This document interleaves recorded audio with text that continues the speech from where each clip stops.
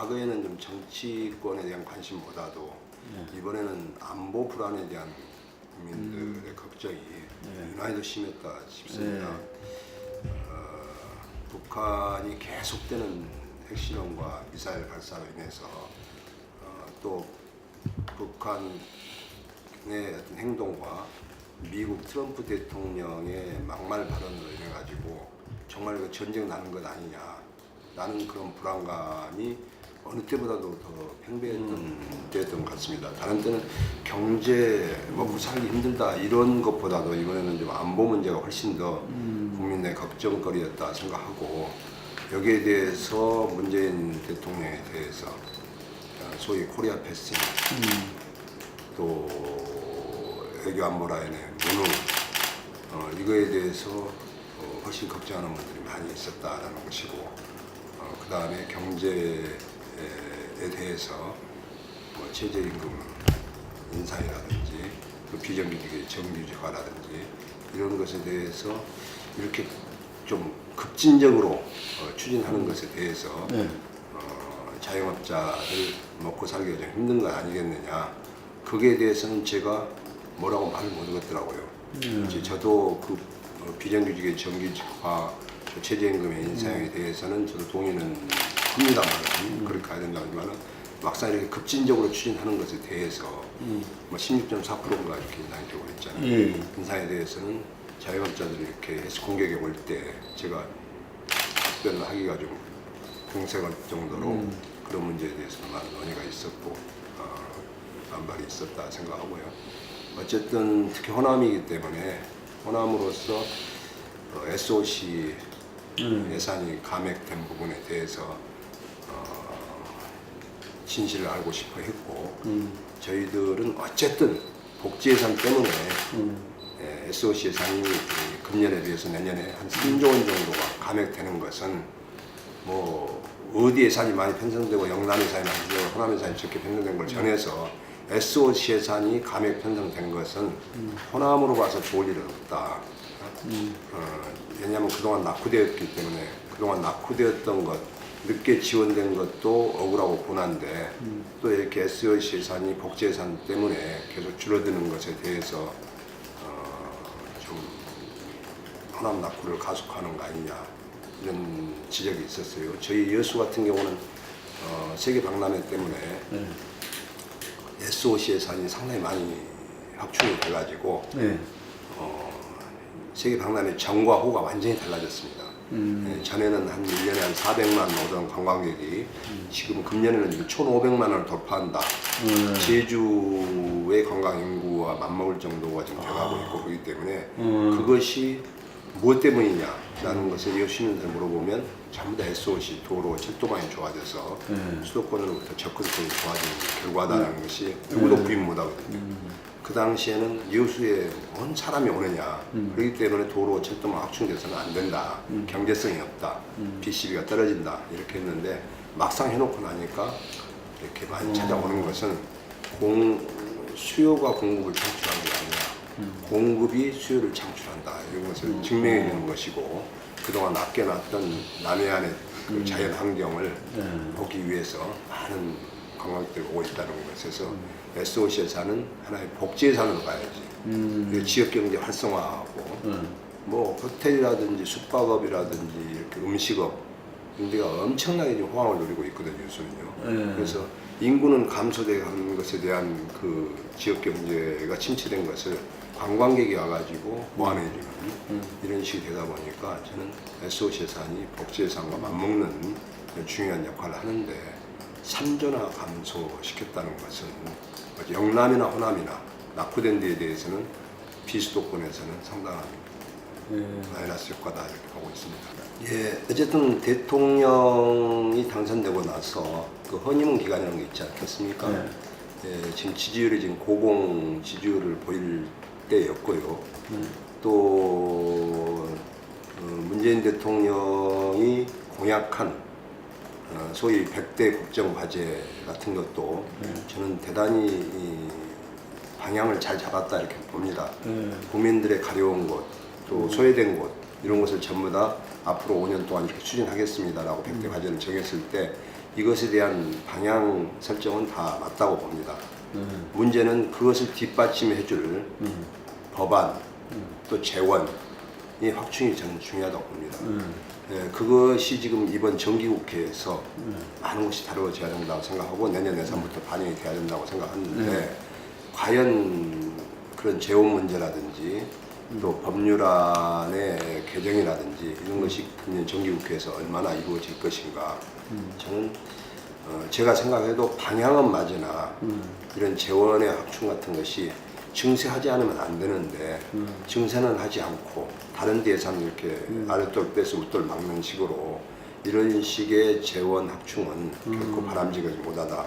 그렇게 되면 이번 정기국회가 끝나고 나면 많은 국민들께서 실망을 하게 될 것이다. 현실과 맞지 않는 너무나 좀 급진적인 공약을 많이 내어서 이건 장기적인 목표로 해야 될 것이 많고 오히려 장기적으로 해야 될 것과 단기적으로 해야 될 것을 우선순위를 정해야 되는데 저는 검찰 개혁이라든지 재벌 개혁과 같은 것은 좀 단기적인 개혁으로 좀 해야 맞다고 봅니다. 그러나 교육 개혁이라든지 이런 재정 문제는 좀 장기적인 관점에서 좀 추진해야 될 것이 많다. 경제 문제는 이렇게 보고 있으면서 하고 있고요. 그리고 국민의당이 저는 안철수 대표가 전당대회에서 뽑히고 나서 무엇인가 우리 당의 지지율이 좀 상승할 걸로 기대했습니다만은 컨벤션 효과가 없어요. 5%에서 이렇게 계속 고착화되어 있는 것이 정말 불안하고 좀 걱정이 많이 됩니다. 물론 여러 가지로 우리 당이 그동안 뭐 우여곡절을 많이 겪었고 또 이수민가요? 이유미 이 사건을 또 이렇게 꼭 결정적일 때 나와가지고 저희들의 지지율이 지금 고착화되어 있는 것이 어려운 문제입니다만은 어쨌든 정기국회에서 저희들이 국민의당으로서 나름대로 역할을 하고 이번 정기국회 지금 국정감사가 이루어지고 있습니다만은 국정감사가 지금 민주당은 여당이기 때문에 또 정부를 옹호하는 편이 있고 또 자유한국당은 지금 국정감사가 자유한국당 때의 국정을 지금 감사하는 거기 때문에 좀 곤욕스러운 면이 있고 해서 여당이나 자유한국당이 지금 다 국정감사에 그렇게 아주 집중하지는 못한 또 이렇게 적극적이지는 못한 면이 있습니다. 그래서 우리 국민의당이 좀 적극 나서서 이 국정감사에 좀 심도 있는 감사를 해야 된다 생각하고 지금 그것이 지금 초반입니다만은 국민의당의 의원들이 활약하는 것이 언론에도 좀 돋보이게 나가기 시작한다 이렇게 보고 있습니다. 그래서 국정감사가 끝나고 또 정기국회에서 좀 역할을 하게 된다면 지지율이 오르고 또 그런 과정에서 저희들이 지금 시도당 같은 데가 아주 지금 허약합니다. 그런데 시도당 활성화 같은 것을 하고 또 정말 제2창당위원회가 구성되어 있습니다만은 제2창당이라는 것은 거의 뭐 몸만 빼고 다 바꾼다는 그런 정신 아니겠습니까? 그런 정신으로 이렇게 해서 죽는다는 사직생의 각오로 한다면 저는 우리 당의 지지율 올라가고 또 지지율 올라가면 좋은 인재들이 영입되고 어쨌든 내년 지방선거에서 좋은 인물들을 공천할 수 있을 때 저는 우리 당 지지율이 올라갈 것이고 특히 우리 당의 기반이 지금 호남 아니겠습니까? 호남에서 여당을 견제할 수 있는 견제 세력으로서의 어떤 균형을 잡아주실 것이다. 저는 그렇게 보고 그래야지 호남 발전도 있고 정치 발전도 있을 것이다 라고 생각하고 있는 분들이 많이 계십니다. 제가 이번 추석 때도 가서 그런 말씀을 드리고 이 민주당과 이 국민의당이 이 8대2, 9대1의 이런 지지율을 가지고는 절대 정치 발전도 없고 호남 발전도 없습니다. 견제 약하지만은 2년도 안 됐습니다만은 우리 당을 관심 가져주시고 성원해 주셔서 6대4 정도로 만들어 주신다면 저희들이 20%는 극복하겠습니다. 그래서 뭔가 이렇게 그래야지만이 좋은 인물도 서로 공천해서 지역에 좋은 인물들이 지방의원부터 진출할 수 있도록 이렇게 해주시고 이 지금 여당을 견제할 수 있는 힘을 만들어 주셨을 때 우리 호남 발전이 있는 거 아니겠습니까? 지금 어쨌든 문재인 대통령 되고 나서 호남에 엄청나게 신경을 쓰신 것도 우리 국민의당의 존재감이 있기 때문에 그렇다고 저는 생각합니다. 그래서 그런 것에 대해서 좀 많은 관심과 성원을 좀 보내주십시오라는 좀 부탁을 드리고 봅니다만, 그런 게 저는 지역민들께서 또 국민들께서 다당제로서의 국민의당의 역할을 보였을 때 힘을 실어 주실 거다 생각하고 있습니다. 저는 오늘 우리 당이 첫째 잘해야 되겠죠. 잘해야 되고 또 역할을 나름대로 해서 국민들한테 양당제의 폐해가 이거였었는데 다당제의 정당이 이렇게 국민의당이 이렇게 함으로써 해서 싸우지 않고 제대로 이렇게 아주 생산적인 국회가 되는구나라는 것을 보여줘야 된다고 생각합니다. 지금 우리 국민들은 거의 양당제만 지금 그동안에 익숙해져 왔기 때문에 다당제에 대한 그 효과나 이런 것을 잘 모르고 계시기 때문에 우리가 그 역할을 해야 된다고 생각하고, 현재는 양당제 이렇게 기속되려는 게 좀 경향이 있어요. 지금 이제 바른정당이 생겨가지고 바른정당은 보수에 이렇게 어떤 좀 이렇게 쪽에 있고 우리는 진보 쪽에 이렇게 있으면서 지금 4당 체제, 5당 체제가 되어 있습니다만은 지금 워낙 바른정당이나 우리 당이 제대로 역할을 못한 것도 있고 또 미약하기 때문에 아직은 지금 거의 지금 흡수하느냐 뭐 이렇게 해서 지금 상당한 그런 위기에 처해 있다고 보죠. 저는 이럴 때일수록 저는 지금 다당제 위기네요. 예, 그렇죠. 그래서 이럴 때일수록 연대가 나는 필요하고 우리는 호남을 기반으로 하고 바른정당은 수도권을 기반으로 하기 때문에 우리가 이럴 때 저는 통합이라는 것은 다당제에 역행하기 때문에 통합보다는 연대가 저는 필요하다고 봅니다.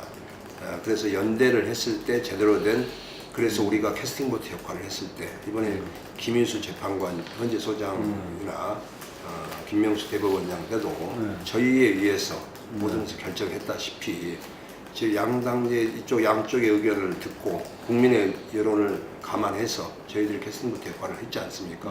앞으로 모든 법안도 마찬가지고 예산도 마찬가지고 이런 역할을 해주셨을 때 저는 국회가 생산적이고 발전한다 생각합니다. 한 정당이 과반 이상을 차지해버리면 독성과 오만으로 흐를 수가 있고 그렇기 때문에 저는 다당제가 꼭 성공해야 된다. 그래야지 대한민국 국회가 발전할 수 있다. 이건 저는 철칙이라고 봅니다. 국회법상 그게 가능한지는 한번 검토를 더 해봐야 된다고 생각합니다. 지금 이전에 사례가 있잖아요. 자유선진당, 창조한국당이. 예. 자유한국당과 선정은 그건 의원을 빌려줘가지고 이렇게 하는 경우고 좀 그런 경우고, 저는 지난번에도 그런 것에 논의되다가 19대 때도 한번 논의된 바가 있었습니다만 저는 지금 바른정당과 우리 국민의당의 통합은 바람직하지 않고 어쨌든 연대 형식으로 하되, 왜냐하면 바른정당과 우리 국민의당은 남북 문제 같은 경우에서는 아주 그 정체성이 많이 다르기 때문에 정당은 정체성이 같아야지 하나의 운영될 수 있지, 그렇지 않으면 정당이 제대로 운영될 수 없다는 차원에서 본다면 연대가 바람직하다 하는데 또 통합이 안 되는 것이 국민의당은 호남 민심을 기반으로 해서 운영되는 정당이고 요 바른정당은 영남이나 수도권을 이렇게 하기 때문에 또 지역 민심은 또 그렇게 통합하는 것에 대해서 이렇게 적극적이는 못합니다. 부정적인 시각이 많기 때문에 또 지역구의 눈치를 또 안 볼 수가 없고 민심을 감안하지 않을 수 없기 때문에 통합은 어려울 것 같고요. 그런데 지금 계속 이제 바른정당에서 자유한국당 쪽으로 이렇게 통합화가 있다 보니까 저는 그에 대해서 이해를 할 수 없는 것이 지금 박근혜 정권의 어떤 국정농단, 그래서 박근혜 대통령 어떻게 보면 당의 총재나 다름없는 박근혜 대통령을 탄핵시킨 데 찬성한 정당 아니겠습니까? 그런데 그로부터 지금 자유한국당이 아직 박근혜 전직 대통령도 그대로 계시고 다 이렇게 있는데 아무것도 변화한 것이 없는데 그 통합을 하겠다라고 하는 것 자체가 저는 그가 얼마나 됐다고 벌써 이렇게 그런 그 조짐이 있는가, 그에 대해서는 대단히 안타깝게 생각을 하고, 저는 나머지 그 외에 나머지는 되게 우리 국민의당과 정체성이 거의 비슷하다 이런 차원에서 봤을 때 이 약한 자들끼리 좀 힘을 모아서 저는 제가 그 당시에 원내대표를 할 때 이걸 주장을 했었습니다. 그래서 연대 선거연대 정책연대를 했으면 좋겠다. 그래서 우리가 60석이 되면 뭐 통합은 한 건 아니고 60석이 된다면 지금 120석을 갖고 있는 더불어민주당에 60석이 더해져야만이 이 개혁 입법, 쟁점 법안들이 선진화법에 의해서 가능하기 때문에 우리가 모든 캐스팅보트 역할을 할 수가 있다. 지금 만약에 지금 바른정당에서 자유한국당으로 통합이 돼버려가지고 네. 자유한국당이 제1당이 돼버린다든지 그래서 121석을 넘으면 제1당이 되잖아요. 네. 그러면 국회의장부터 해가지고 모든 주도권이 오히려 120석을 넘어버리는 순간 선진화법에 의해서 모든 법안을 통과시키는데 어려움이 많을 수밖에 없다. 그러면 이 여당도 국정을 수행해 나가기가 힘들 것이다. 그렇게 되면 우리 국민의당이나 나머지 바른정당은 존재감이 거의 없어지는 겁니다. 영향력이 없어진 겁니다. 이제 그때 어차피 합해봐야 180석이 안 되니까 민주당과 이렇게 법안 하나 통과시키고 쟁점용을 통과시키고 싶어도 그렇기 때문에 어쨌든 민주당은 자유한국당의 도움 없이는 쟁점법안 통과가 힘들기 때문에 저는 그런 면에 있어서 본다면 바른정당과 자유한국당의 통합 내지는 이렇게 의원님들 가시는 것에 대해서 반대를 하고 다당제 정착을 위해서라도 우리 국민의당과 함께 이렇게 연대하는 것이 바람직하지 않느냐 이런 생각을 평소 쭉 갖고 이야기를 했습니다만은 우리 당내에 좀 반대하신 분들이 너무 많고 그렇게 해가지고 그때 하나의 어려움을 제가 겪었습니다만은 그러니까, 지금 와서 이제 지금 현실로 나타나고 있고 그렇죠. 그래서 우리 당으로서는 하나의 그때는 좀 달랐어요. 그죠? 예. 그때는 통합파가 뭐 이렇게 통합하는 이름조차도 없었으니까. 예, 예. 그래서 상당히 지금 어려움을 겪고 있다 이렇게 생각합니다. 그렇게 하고 저도 국민의당 내부에서도 저는 지난 전당대회가 어쨌든 내년 지방선거에 승리를 목표로 하는 전당대 아니겠습니까? 네. 그렇다고 한다면 저는 그 당시에 안철수 대표의 전당 대표 출마를 반대했었습니다. 네, 반대를 한 것은 안철수 대표가 대표가 돼가지고 대표가 될 것인데 거의 될 것인데 대표가 되고 나서 내년 지방선거를 승리하겠다고 전국을 순회하면서 유세하는 것보다는 거기에서 얻는 효과보다는 안철수 전 대선 후보가 직접 가장 중요한 하나의 지역을 맡아서 선거에 출마하시는 것이 맞아요. 서울시장. 서울특별시장을 출마하는 것이 훨씬 더 저는 이 임팩트가 크다. 그리고 효과가 클 것이다. 왜냐 5년 전에도 4년 전에도 서울특별시장을 나오려고 했었고 그 당시에 그래서 박원순 시장한테 양보를 했고 지금 박원순 시장에도 3선을 지금 도전하려고 하고 있는 상황에서 우리 당에서도 이렇게 안철수 후보가 이렇게 나가서 해주면 국민적 관심을 우선 불러일으켜서 야 이제 안철수냐 박원순이냐 또 모르겠습니다만 다른 민주당 후보가 되려면 이렇게 봤을 때 저는 어느 정도의 국민의당 경쟁력을 갖췄다 이렇게 갖춘 후보가 나갔을 때 이게 국민적 관심을 불러일으키고 또 안철수로 봐서는 지난 대선 때 뭐 토론회 등에서 보여준 것에 대한 국민적 실망감을 해소시키면서 국정은 아니지만 서울시정을 잘 해 보임으로써 안철수에 대한 능력을 다시 평가받는 계기도 되기 때문에 그리고 또 그러면 저는 상당하게 그 국민적 관심이 올라갈 것이고 국민의당 후보와 자유한국당 후보가 이렇게 붙을지 국민의당 후보와 민주당 후보가 붙을지는 모르겠습니다만은 어쨌든 그렇게 경쟁력 있는 후보가 서울시장에 나가줘야만이 호남에서도 지지율도 같이 견인을 할 수 있다. 저는 이렇게 봅니다. 호남에서 지금 강주, 전남, 전북 3개의 시도지사 중에서 한 석도 못 얻었으면 저희 국민의당은 없어질 가능성이 높다는 겁니다. 그렇죠. 최소한 한 석은 얻어줘야 되고 그래야지 어떻게 보면 본전이라 할까요? 하여튼 기본이고 2석을 승리하는 자가 당이 저는 대승을 한다고 봅니다. 그런다면 아무리 강주시장 후보, 전남지사 후보, 전북지사 후보 경쟁 있는 후보가 국민의당에 나와도 서울시장 후보에서 우리 국민의당이 경쟁력이 없는 후보가 나와버리면 국민적 관심 또 수도권에 있는 호남인들의 관심은 온통 서울시장의 자유한국당이냐 민주당이냐 이렇게 나가버렸을 때 호남에서도 관심이 떨어져서 오히려 민주당 후보자들이 더 승리하는 이런 상황이 올 수 있기 때문에 수도권과 호남은 하나의 구심력을 작용할 것이다. 이렇게 봤을 때 거기에 적임자는 안철수 그 정도 국민의 후보였다. 관심과 주목을 받을 수 있는 사람은 국민당에서 이제 안철수 그러죠. 가능성이 대표밖에 없죠. 높고 경쟁력 있는 사람. 네. 그래야지만이 되지. 경쟁력이 약한 사람이 나가버리면 국민의당 자체에 대해서 관심을 버려버리면 호남에서도 승리하기가 쉽지 않을 것이고 지금 뭐 최근 들어와서 네. 안철수 대표께서도 당에서 임무를 맡겨주면 당연히 하겠다, 뭐 출마라도 하겠다라는 그런 뜻으로 말씀을 하셨기 때문에 아마 당에서 원한다면 출마는 할 걸로 보고 있습니다만은 또 그렇게 됐을 때 또 이게 당이 또 당대표가 출마를 해버리면 또 비대위 체제로 구축이 될 것이고 그렇게 됨으로 해서 또 다소의 혼란도 가져올 수 있기 때문에 저는 그 당시에 반대를 했던 것이고 아마 안철수 대표로서는 우선 지방선거에 자기 출마하는 것보다도 우선 현재 당이 지금 아까 중환자실에 있다 할 정도로 지금 급하기 때문에 또 지금 나와 있는 후보들에 대한 어떤 정체성 문제라든지 이런 것에 좀 다소 좀 문제가 있다 이렇게 생각해서 아마 그러셨는지는 모르겠습니다만은 본인이 꼭 기꺼이 출마를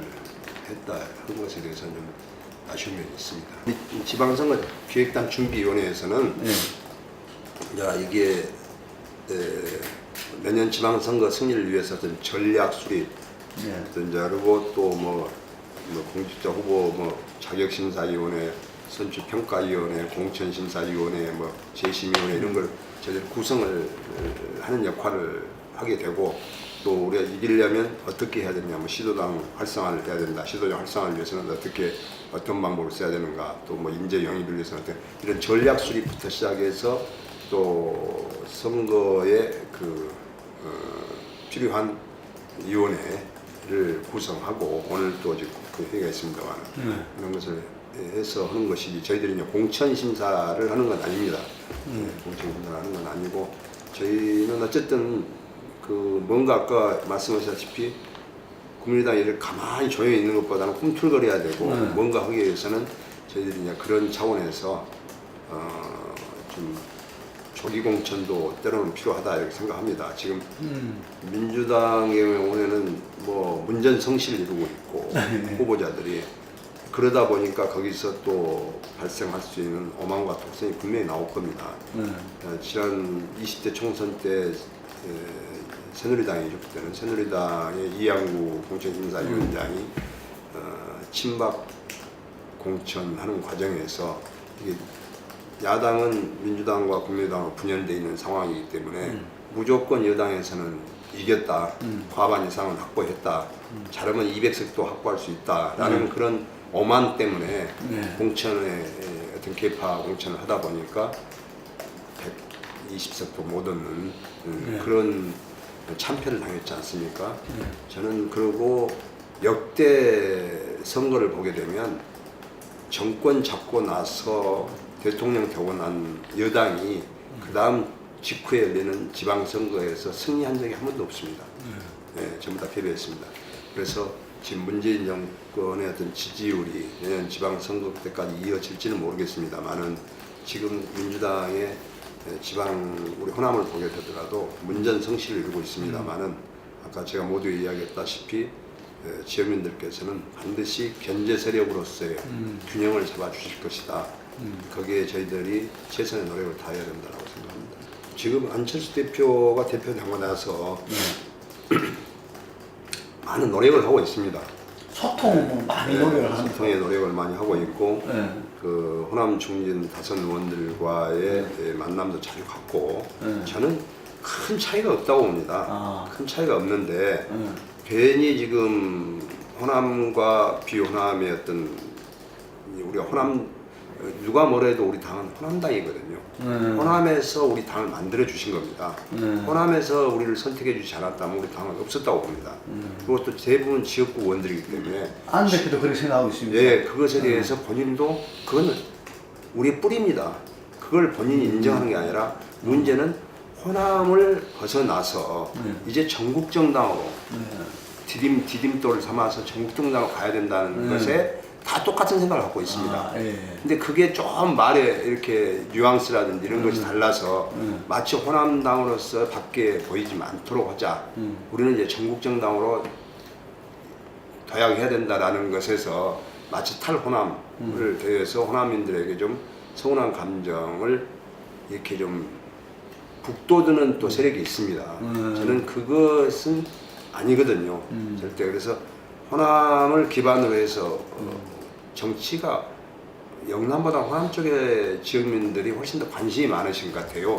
보면 그런 점에서 본다면 호남을 잡기 위해서 여당이나 야당이나 다 노력하고 있지 않습니까?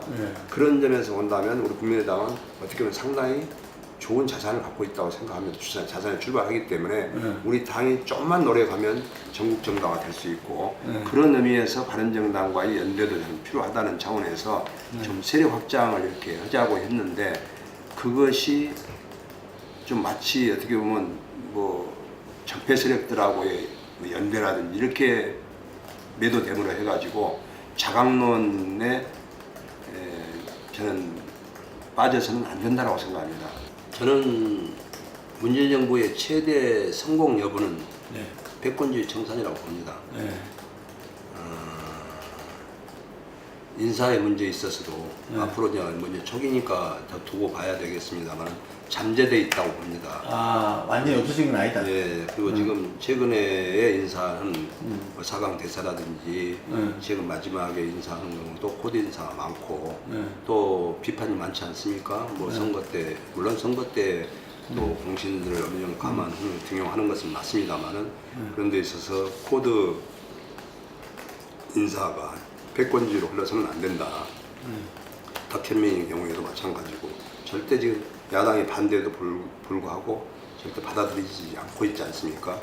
그게 패권주의의 어떤 부정적인 면이거든요. 그래서 그건 좀 더 두고 봐야 되는데 패권주의가 어떻게 청산되느냐에 따라서 문재인 정부의 성패가 있다.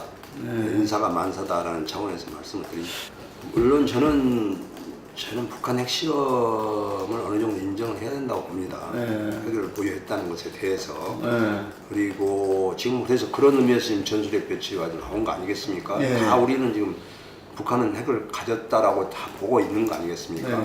그렇게 본다면 저는 지금 미국의 트럼프 대통령도 김정은 못지않게 우려스럽다 생각합니다. 전략 전술인지는 모르겠습니다만은 상당히 막말을 하고 오히려 전쟁을 이렇게 부추기는 듯한 발언이 우리나라 경제에 상당히 영향을 미친다 이렇게 봤을 때 저는 현실적인 측면에서 뭐 북육자회담을 하고 뭐 이렇게 하는 것도 저는 뭐 정상 그게 가장 바람직한 일입니다만은 무엇보다도 북한과 미국의 대화를 촉구하는 것. 그래서 우리 코리아 패싱이 되는 한이 있더라도 북한과 미국이 좀 대화를 할 수 있도록 우리가 촉구해야 된다고 봅니다. 북미 수교, 나아가서는 북미 수교까지도 북한을 국가로 인정해주는 미국의 태도로 변화가 있어야 된다. 그렇게 해야만 우리는 한반도 안정이 중요하고 무엇보다도 대화를 풀고 싶지만 지금 트럼프는 일본 아베를 더 좋아하는 것이 아베는 북한에 대해서 상당히 호전적이고 좀 적극적인 데 반해서 우리는 대화를 주장하기 때문에 좀 트럼프의 입맛에는 맞지 않기 때문에 트럼프가 일본을 더 챙기는 것 같은 느낌이 들고 오기 때문에 저희들은 여기서 현실적인 측면에서는 북미 간의 대화를 계속적으로 촉구를 하고 우리가 가서 운전석에 앉고 싶지 않은 운전석에 앉혀주지를 않고 있는 이런 상황에서 조수석에도 안 앉혀주고 있지 않습니까? 그런 의미에서는 미국이 좀 북한을 가서 좀 대화를 해서 어떻게든지 남한과는 뭐 가히 눈도 돌리지 않으니까 북미 대화를 촉구하도록 우리가 계속적으로 좀 하고 개인적인 생각으로는 대통령 주임제 어쨌든 대통령의 권력을 대폭 내려놓는 것에 대한 것은 다 찬성하지 않습니까? 그렇죠. 그래서 뭐 예산 편성권이라든지 법률 위반권 같은 것을 감사 없애는 4년 주임제도 저는 받아들일 수 단계적으로 이렇게 본다면 받아들일 수 있다고 보고요. 근데 이제 4년 대통령 중임제보다는 이제 분권형은 사실 문제는 많아요. 우리나라 같은 입장에서는 그 FTA가 이거 외친이 내친이 가지고 이야기도 할 수 있고 이번은 분권형 대통령제로 해서라도 한번 어쨌든 권력 구조 개편에 대해서는 여야가 얼마든지 나는 합의는 가능하다고 봅니다. 가능하다. 네, 가능한데 문제는 이 권력 구조 개편과 바로 맞물려 있는 것이 선거제도 개편이거든요. 이 선거제도 개편에는 우리 국회의원들 당사자들의 문제일 수도 있기 때문에 이게 문제입니다. 저는 그래서 개헌 이 자체가 이 정기국회 내에서 본격적으로 되지 않으면 저는 물 건너간 거 아니야 싶어요. 지금 여당은 선거제도 개편에 대해서 대통령께서 말하셨잖아요. 개헌을 하기 전에 선거제도 개편만 합의되면 하겠다. 무조건 하겠다라고 뭐 분권형이 뭐든 받아들이겠다라고 이야기했는데 이 선거제도 개편이 뻔히 안 될 줄 알고 그런 건지 모르겠지만 이 선거제도 개편이 엄청나게 어려운 겁니다. 더군다나 비례대표 숫자를 늘려야 되고 또 지역구 숫자를 줄여야 되고 이 소선거구냐 중선거구냐에 따라서 자기 개인의 있던 이권이 많이 이해관계가 상충되기 때문에 또 뭐 중대선거구제로 가면 자유한국당이 반대하고 이런 게 있기 때문에 소선거구제로 가자고 이기 때문에 이것이 더구나 정치개혁특위에서는 만장이 여야 동수로만 구성되어 있기 때문에 합의제 아니면 안 되기 때문에 정개특위에서는 절대 불가능하다고 봅니다. 그런 의미에서 봤을 때 저는 개헌이 이게 혁명보다 더 힘들다 저는 생각하고 어쨌든 뭐 기본권, 보안권 이것은 합의된 것만 통과시키고 문제 이번에 개헌의 목적은 권력 구조의 개편입니다. 권력 구조 개편하면 분권형이냐 대통령직이냐 이거 갖고 할 때 이건 거의 난 어렵지 않다고 봅니다. 합의가 그렇습니까? 네, 합의가 어렵지 않고 얼마 전에 하여튼 대통령 지향적 권력의 분산만 이루어진다면 그러죠. 형태는 어떻게 하더라도 그러죠. 그건 관계 없는데 문제는 선거제도 개편과 맞물려 있기 때문에 선거제도 개편이 이게 쉽지 않을 것이다. 의향이 있죠. 의향이 있는데 일단 제가 지역구 의원 아니겠습니까? 물론 지역구 의원은 또 보궐선거를 치러야 되는 또 그런 게 있기 때문에 지역구 주민들의 뜻을 따라야 된다고 생각합니다.